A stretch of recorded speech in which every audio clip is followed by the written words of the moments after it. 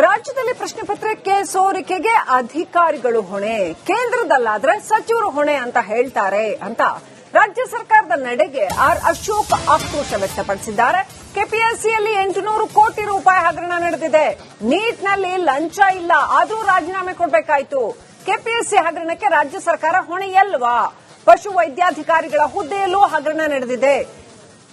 ಇದಕ್ಕೆ ಯಾರು ಹೊಣೆ ಅಂತ ಕಾಂಗ್ರೆಸ್ ವಿರುದ್ಧ ವಿಪಕ್ಷ ನಾಯಕ ಆರ್ ಅಶೋಕ್ ಕಿಡಿಕಿಡಿಯಾಗಿದ್ದಾರೆ.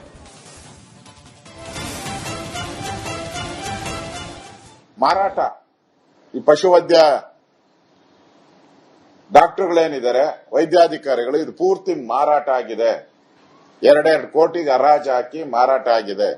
ಅದರಿಂದ ಇದು ಸಿಬಿಐ ತನಿಖೆ ಮಾಡಬೇಕು ಅನ್ನೋ ಆಗ್ರಹವನ್ನ ನಾವು ಮಾಡ್ತಾ ಇದ್ದೀರಿ. ಈಗ ಛಲವಾದಿ ನಾರಾಯಣ ಸ್ವಾಮಿ ಅವರು ನಮ್ಮ ವಿಧಾನ ಪರಿಷತ್ತಿನ ನಾಯಕರು ಬರ್ತಾ ಇದ್ದಾರೆ, ವಿರೋಧ ಪಕ್ಷದ ನಾಯಕರು.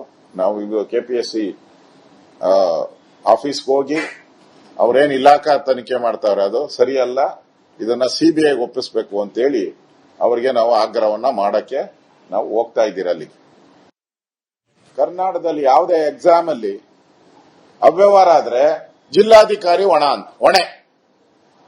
ಕರ್ನಾಟಕದಲ್ಲಿ ಮಾತ್ರ. ಕರ್ನಾಟಕದಲ್ಲಿ ಯಾವುದೇ ಪರೀಕ್ಷೆಯಲ್ಲಿ ಅಕ್ರಮ ಆದ್ರೆ, ಕ್ವಶನ್ ಪೇಪರ್ ಲೀಕ್ ಆದ್ರೆ ಅಪರಾಧಿ ಯಾರು? A1 ಅದು